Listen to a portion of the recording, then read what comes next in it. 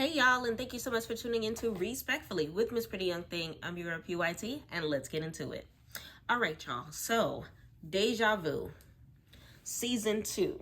Okay, I know this already passed. It's already dead and gone. I believe it aired in 2023 on Now That's TV, but like I said on my poll, I asked whether or not y'all wanted me to go ahead and go over some of the Deja Vu series, since I'm just now tuning into Now That's TV, and y'all said yes. So we've already covered Deja Vu Season 1, which took place in Miami. Deja Vu Season 2 took place in Vegas. Let's talk about it, okay? So I'm getting ready for bed, and as I do so, please follow along. And if y'all could please do me a favor as well, and please like this video, leave me a comment, let me know how you felt about the series. If you've seen it before, if you haven't, just like me, feel free to check it out.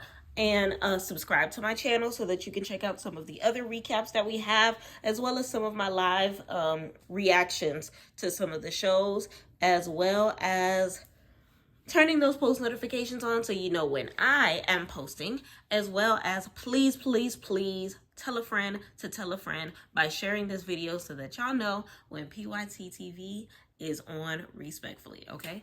So that being said, let's go ahead and get this sleep gear going. I'm gonna go ahead and set my face with my nighttime routine, and we're going to go ahead and talk about it, okay? So I'm going to quickly go over the cast, and we're going to simultaneously talk about what I remember of the season, because I definitely binged watched that thing, and we're going to quickly just run through it, okay? All right. So as far as the cast goes, I remember Big Mac. I do remember Big Mac.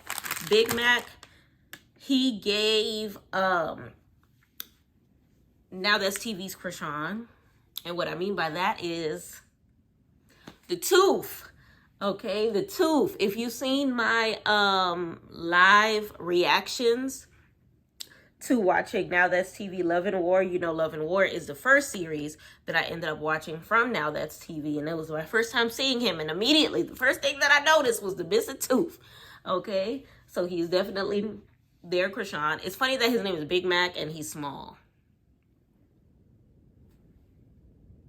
I don't know if that's a little man complex or what it is, but he definitely suits his name with his actions in the series, and we're going to talk about that.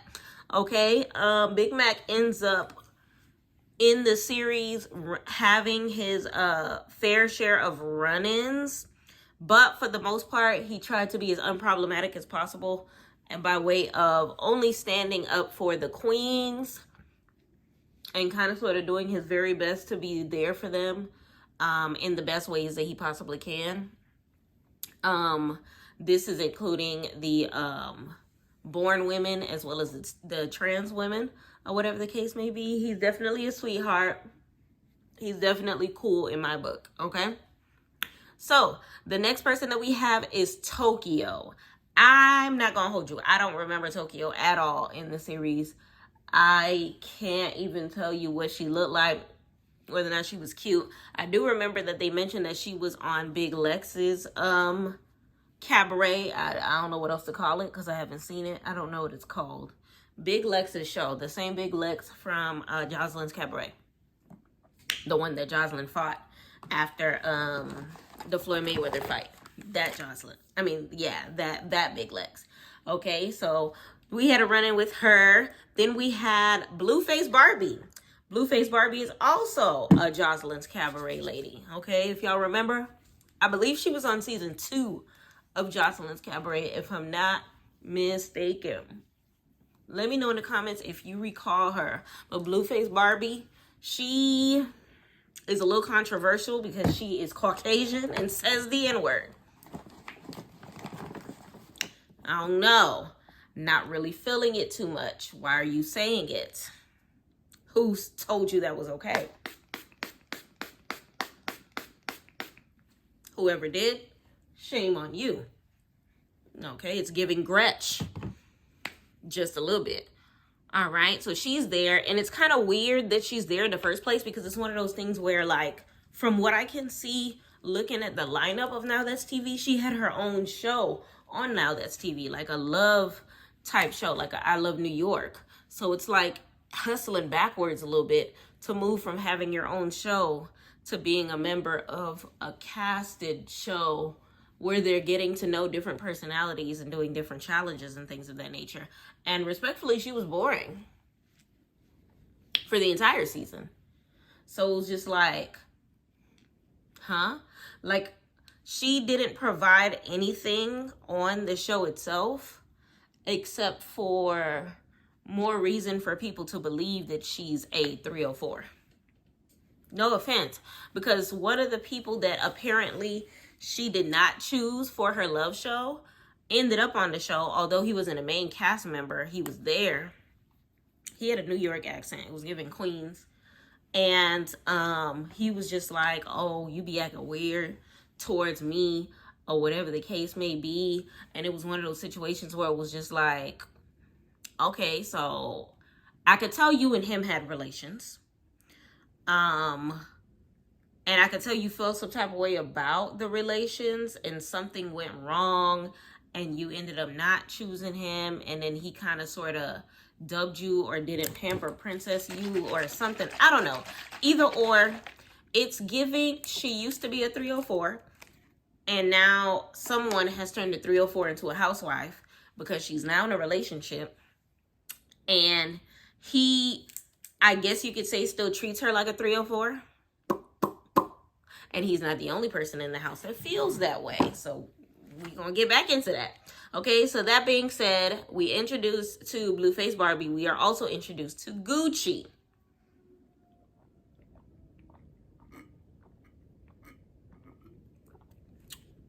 We all know Gucci. Gucci, this is his second season on Deja Vu, aka the love interest of Miss Diamond the Body, okay? He's back, growing out his hair. New hair, same toxic man. Okay? Same toxic man. So in this season, it seems like him and DTB did not work out, but end up working their way back together. When I tell you they are so toxic, it makes absolutely no sense. Absolutely no sense. So basically at the beginning of the season, DTB is not like looking his way, but you could tell he kind of sort of is still feeling her and she's trying her best to just get over him. But one thing about DTB, she's going to keep a man. She's going to keep a man. So of course DTB is a part of the series as well. She is at this point in time the queen of Deja Vu. Okay, I believe she's one of the only ones. Her and Gucci are like the only two that was there for all 3 seasons, if I'm not mistaken. Bravo to them. Okay, that storyline definitely did not get old when I was watching it. And when it came to them, of course, since they weren't together for like a good majority of the series, and DTB stayed with a man who was her man. Someone by the name of Q. So Q, although he was very handsome, he gave me Neo with locks. He gave me Neo with locks. Something about him, I think it was the face, his smile, baby soft skin, the nose. Let me know in the comments if I'm tripping, or let me know in the comments if you see it. Because it definitely gave me Neo. I'm going to see if I can put a picture right here. I need y'all to see, and I need y'all to understand where I'm coming from when I say that. He definitely gives Neo with locks. I don't care. I said what I said. Now, his dynamic with DTB was definitely different than what she's used to, as far as in comparison to how her ex treated her. So Gucci definitely changed his ways for her, if that makes sense. Because you saw at the beginning of season 1, he was treating her like less than what she wanted to be treated like. And then towards the end, his loyalty started to shine as hers began to shine. By the time she started like fighting other people like Michelle for his respect or whatever the case may be. So same circumstance here. Because of the fact that they kind of sort of go way back, that love was not lost, but he still had that like disrespect streak in him. or whatever the case may be, but you could tell he was still jealous of Q. Now, the Q and DTB dynamic was a little different because it was one of those things where he, like I said, didn't treat her the same way, so she couldn't run him over. And in certain circumstances, people in the house were kind of sort of not treating DTB the way that she felt like she should be treated, and talking to her any type of way as far as her ex, and even going as far as smacking her on the backside, and Q ain't saying nothing about it. Now, to Q's defense, DTB, you're grown. If you didn't want him to hit you on the butt, you shouldn't have let him hit you on the butt. I'm sorry. Like, that is not... I always say I'm one of those unproblematic people that when I'm in a relationship and other people start to find their way into our situation, I'm not going to get mad at those people. I'm going to be mad at you because you're the person that I am talking to. You're the person that I have to have dealings with because you're the person that I laid down next to at night. So I can understand Q not caring about, you know, how the niggas are acting towards DTB, but rather how DTB is responding. And how DTB is responding is very playful in a sense that it's just like, oh, stop it, Gucci. So it seems like you're flirting back. And if you're flirting back in a nigga's eyes, you for the streets. And if you for the streets, I'm not going to take you serious. And if I'm not going to take you serious, then I don't give a dang what you do. And that's where Q is coming from.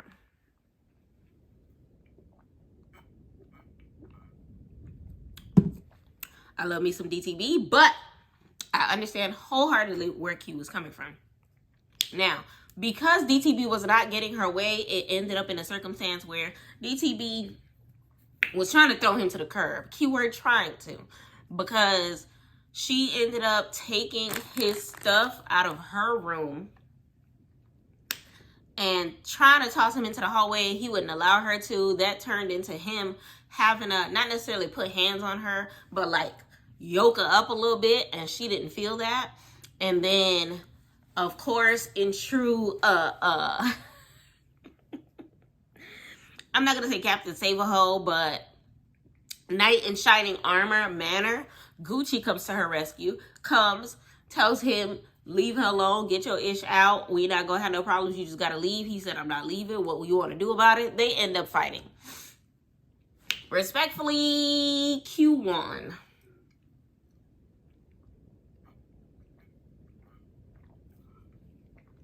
Q won that first one, I want to say. No, I lied. Q lost the first one, but that's because security was in the way. Yes. And in the second one, Q lost again because Gucci was pulling hair, if I recall correctly. And yeah, it was an interesting circumstance. This is Gucci is 2-0 when it comes to series, because last series he was fighting, he was winning. This series is looking like he fighting and he winning because Q did get mollywop just a tad. Q did his best to give a run for his money, but Q ended up getting a foot to face, if I remember correctly, because Gucci definitely put that, I don't know if it was a Timberland or what it was, but it literally left, like, you could see the imprint of the shoe on Q's face.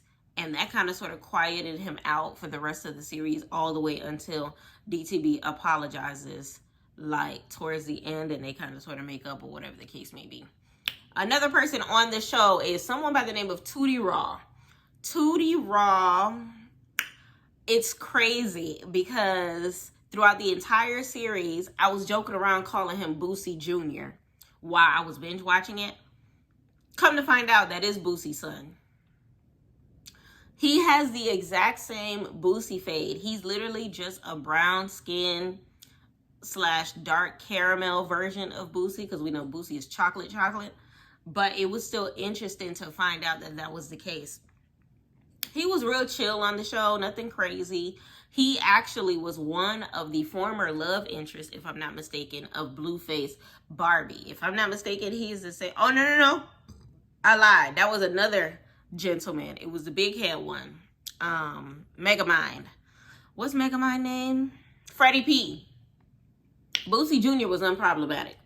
Freddie P was problematic, and he was a former lover of Blueface Barbie, from what it seemed. At least in the sense that he tried to holler at her, and she never gave him no play, and he became salty over time, if that makes sense. Okay. Pink Coconut Calypso by Bath and Body Works. Talk to me nice. And it was one of those things where it was just like, sir, you're gonna have to get over it. You're gonna have to get up and go. He was doing some random stuff. Like they had I want to say it was a Pisces party, or either way, it was a birthday party for DTB, a young lady by the name of Melissa, and Blueface Barbie. And he was doing the absolute most because him and Megamind, aka Freddie P, was doing the absolute most, picking on Blue. I guess it was one of those things where he didn't get no play and he wanted play, or he could have had it, but she didn't give it to him. I don't know. It was a confusing circumstance. All I know is she's taken now. She's not paying him any mind, and he seems extremely salty about it. But it turned into her getting mad at him, which turned into Gucci throwing shade at Diamond, which turned into Diamond throwing a cake in Gucci's face, which turned into Melissa also throwing her cake in Gucci's face to kind of sort of chime in with Gucci doing the most, which turns into DTB being mad at her for throwing the cake at Gucci. Now, when I watched it before my eyes, I didn't understand it, and I thought that DTB was doing the most, and DTB was kind of sort of just turning up against this girl for no reason, because she threw the cake in defense of DTB. So it's one of those things where it's like, DTB, like, why are you turning up on this girl? Because he told you to, when she was trying to help you in defense of Gucci coming at you crazy. But now that I've actually said it out loud, it makes sense, because it's one of those things where, you know how they say only I can make fun of you? I think it's one of those circumstances where DTB threw the cake at him, and she was the one retaliated, and she didn't want nobody else like messing with Gucci in that sense, the way that she does, having that connection that she does with him, being as pissed off at him. So it kind of sort of gives the realm of, how dare you try to come to my rescue, or how dare you jump into business that ain't got nothing to do with you. I think that's what it was. I didn't understand it while it was like happening on my TV screen or whatever the case may be. But now that I've actually said it out loud, I get it. I get it. DTB, we right here. I get it. Because if I'm cussing somebody out, or I'm with my man and I'm telling him about himself, I'm not necessarily asking anybody else to jump in. If I throw a drink in your face and walk away, I don't want my homegirl to throw a drink in your face too and walk away. Because then I'm going to look at her like, why did you do that? I'm sorry. She didn't mean that. Carry on. It's one of those things where I don't want anybody else to be directing energy towards you except for me in this present time. I don't know. Maybe it's a toxic trait, but do y'all understand what I'm saying? Because I get her. Do y'all get her? But let me know in the comments what you think about that. What else? Who else? Now, Melissa Amazing, the girl that ended up getting the cake in Gucci's face or whatever, ends up getting orange juice poured in her hair as far as Gucci's retaliation, which turns into DTB fighting her. I thought she was going to end up being actual, like, some sort of competition against DTB. That was not the case. Only reason I thought that was going to be the case is because if you look at her Instagram, she comes across as a person who takes boxing seriously. She looks like she trains. it wasn't giving. It was giving facade. It was giving you ain't really about that. It was giving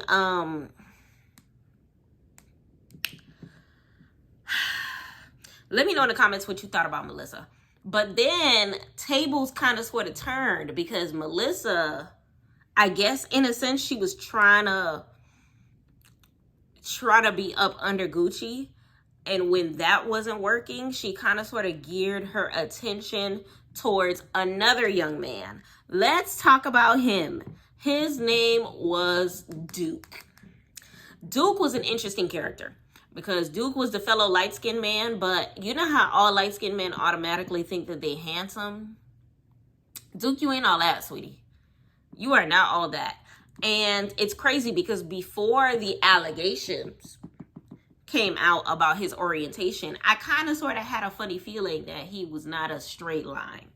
So when it came to Duke, his argument when it came to everything happening with him in the house, as far as the Joyce, which is another character that ended up trying to bully him and everything like that, is about his sexual orientation. Joyce, okay, who is from South Central Baddies, I want to say season 3, which I still got to catch up on South Central Baddies.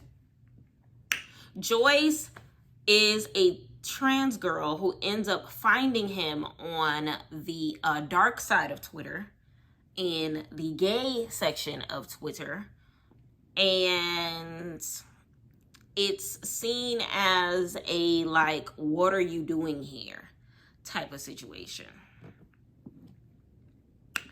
So she ends up telling Melissa, which is her roommate in the house, that she ends up finding that guy on the gay part of Twitter. Now, basically, she found his pornography on the dark side of Twitter, or whatever the case may be, but it wasn't like he was like with a man in any of his stuff. So his argument was, he promotes or gets people, he pays to promote his stuff on that side of Twitter, because those are the target audience he would like, because of the fact that they're the ones that actually make purchases. Now, it does make sense to me, because I have never swiped my bank card on no type of nighttime fun on the internet. And he says that the main people that do these types of purchases are straight men, gay men, and T-girls. So he wants to go where the market is hot. I understand it. It sounds like a good business plan, but in the world of heterosexuality, it makes you look gay.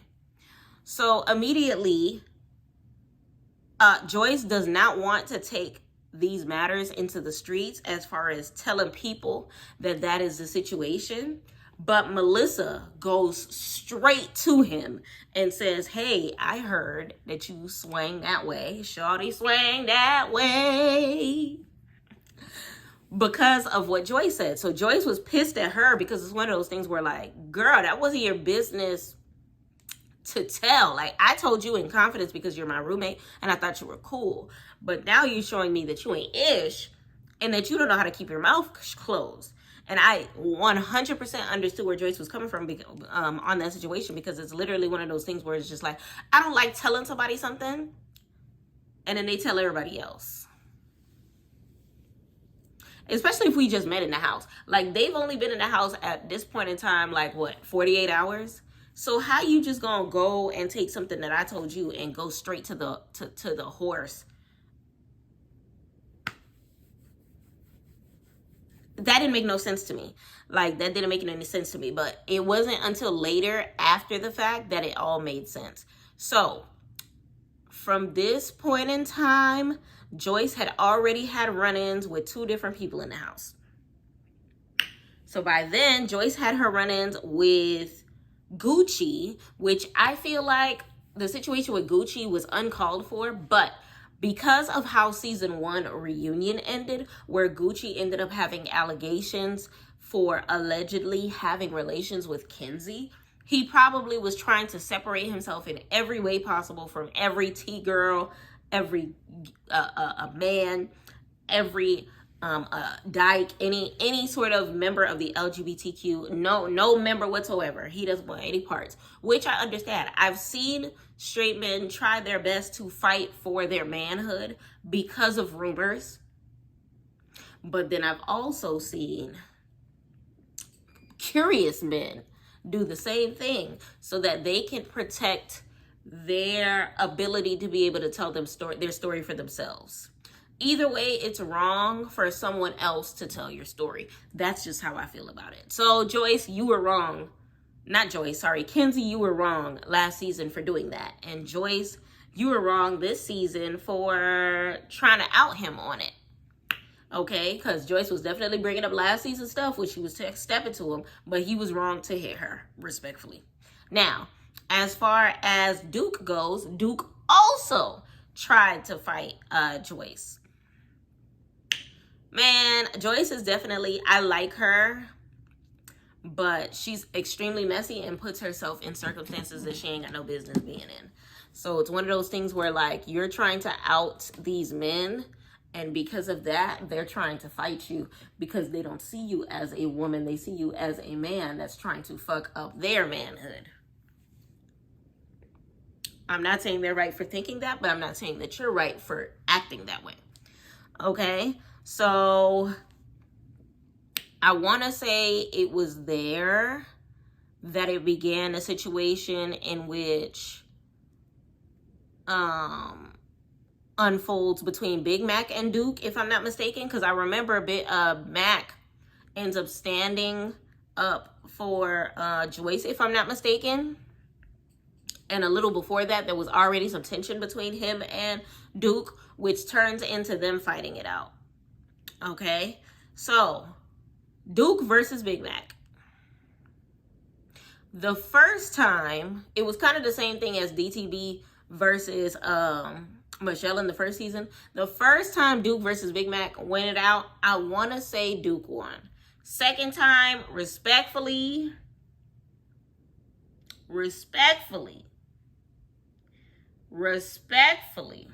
Big Mac, you lost. There's no other way to put it, because the way he made you go to sleep. Y'all, Mac was drilling him. Mac is a good maybe 5 inches shorter than him. Mac was drilling him. All of a sudden, the Twin Tower just falls. If you ever seen Rocky, was it Rocky 4 or Rocky 5 that Apollo Creed was unalived? I want to say it was Rocky 4. The Apollo Creed got that good punch to the face and fell over and was unalive before he even hit the mat. It was giving that. This man was asleep before he hit the floor. And by the time he got up and security was able to lift him, his legs was noodles. And he was asking, "Where am I?" Sir, he knocked you the F out in my cleanest, smoky voice, okay? You were gone. You were asleep. No one could wake you up. Lullabies. Counting sheep. It was over, okay? And then after that, of course, you already know, dudes want to go in again and again and again. But Mac didn't want to fight in the first place. You kept antagonizing him, okay? And from there, Melissa gave pick me vibes, because after she tried to get with Gucci and that wasn't working out for her because DTB was going to tear her head off, she tried to get on Duke's wee-wee. And child, I don't know. She was giving pick me all season. It's crazy because at the beginning of the season, I thought I was going to like her. By the time the season played itself out, she was corny. She was a waste of space. I didn't understand who like what was going on. You were fake to Joyce. You were fake to DTB. You were fake to Gucci. You were pick me to Duke and Gucci. It was just like a lot happening. Who else did we have? We had Asia Eros. Asia Eros, she looked like SZA to me. She was very, very pretty. Very nice body. Very cute smile. She was one of those pretty girls that was down for the ratchetry. She had golds on the top, all 8 it gave. And she was feeling Gucci. But she didn't care for Gucci enough to try to be on like a steal your man type situation, like how Judy was in season 1. So by the time Gucci and DTB got back cool after DTB stopped being cool with Q, she didn't even care. Asia was just like, yeah, Gucci a hoe, so who cares? Like, she didn't care at all. She was unproblematic. She was super cool. Every time a nigga fought, she was just like, ooh, that was kind of sexy. Ooh. She was super funny. Kenzie was part of this season. Kenzie, I want to say, is a result of South Central Baddies. It's weird because she started off as Joyce's friend and then they ended up scrapping at the reunion, if I'm not mistaken. It was just a lot of moving pieces when it came to them two. I don't know. It was a lot. It was a lot. It was a lot. It was a lot. And it was a lot. I think that, what's her name from season 1? Light skin. Cologne. I think her and Cologne were friends, if I'm not mistaken. And then that ended up being a dub. And it turned into like a team dark skin versus team light skin situation in season 1 or whatever the case may be. Which Cologne, if I'm not mistaken, this is the season where she comes back and tries to fight her at the reunion. So it was definitely Cologne versus Kenzie at the reunion. It was just like a whole lot of. Another person that was a part of the cast, last but not least, was Big Body. Big Body gave New Orleans tease. She gave I'm here for a good time, not a long time. She gave I'm here to eat my popcorn and live my best life. She actually instigated the fight between Mac and Duke the last round, I want to say, because Duke got his butt whooped, right? And then this was after round 2, and Mac ended up finding the bud that he dropped or whatever the case may be, and they were taunting him from the balcony. Got your blood. And he comes down for it, but Mac since then had dropped it. Big Body actually had it. Mac said, I ain't got it. He sneaks Mac and ends up getting dropped again because respectfully, Mac won the second time as well. So Mac, you 2-on-1 against him. And she ends up coming out with it later, talking about some, meanwhile, I had it the whole time. She was super funny. She definitely was an unproblematic queen, but provided the comedy relief. Super pretty, super thick, super fun. Turning up as often as possible. Honestly, this cast was super dope. The storylines were there. Okay, and I was here for it. Honestly, altogether, season 2 of Deja Vu Vegas was, scale of 1 to 10, I give it another 10. Like season 1, I gave it a 10. Season 2, I give it a 10 too. Definitely a lot of controversial topics as far as Gucci's sexual orientation, as far as Duke's sexual orientation, as far as the reunion with Tasha K, and the fighting of it all, Hood Rat Holly coming back and fighting Joyce. It was just like a lot. Remember, Hood Rat Holly was from season 1, and I loved her because she was an unproblematic queen. Listen, Joyce wasn't feeling her. Okay? It was just like so many moving pieces, so many things happening. Q ended up making up with DTB, but they said, and then they ended up falling out over the internet because of, I guess, how fans portrayed Q because of his interaction with DTB or whatever the case may be. I wasn't around for that, but I'm assuming it had to be when he was yoking her up in the room for touching his stuff or whatever the case may be. Although DTB was wilding, of course, a young man should never put his hands on a lady, but she deserved a little yoking. The extent of the yoke was a little, he was flipping her like a pancake a little bit. It was a lot. But the season itself was definitely dope. Let me know in the comments your favorite parts of the season. Let me know in the comments if I missed any squabbles. Let me know in the comments if there's any outlying cast members that I forgot to touch up on, because I'm going based upon the faces that I remember from the intro. So there were always people that kind of sort of snuck in the back door and wasn't a part of the intro video, whatever the case may be. So if I missed anybody, please let me know. If I missed any storylines, please let me know. And if you have anything to add, let me know. That being said, y'all, I appreciate y'all for getting ready for bed with me, okay? Please do me a favor, like this video, leave me a comment, let me know how you felt about season 2 of Deja Vu. Let me know your opinions, let me know your favorite cast member. Oh yes, favorite cast member. Season 1, my favorite cast member was definitely DTB. Season 2, I want to say one of my favorite cast members is DTB.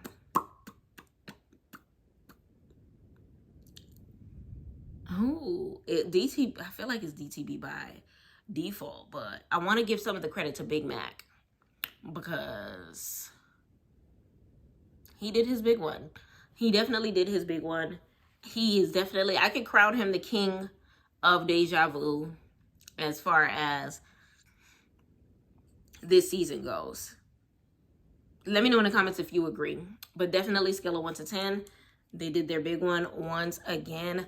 And that is all, y'all. Please do me a favor, like this video, comment, subscribe, all that good stuff, post notifications, and don't forget to tell a friend that PYT is in the building. Thank you so much for taking your time to chill out and get ready for bed with me. And thank you so much for watching PYT TV. Respectfully.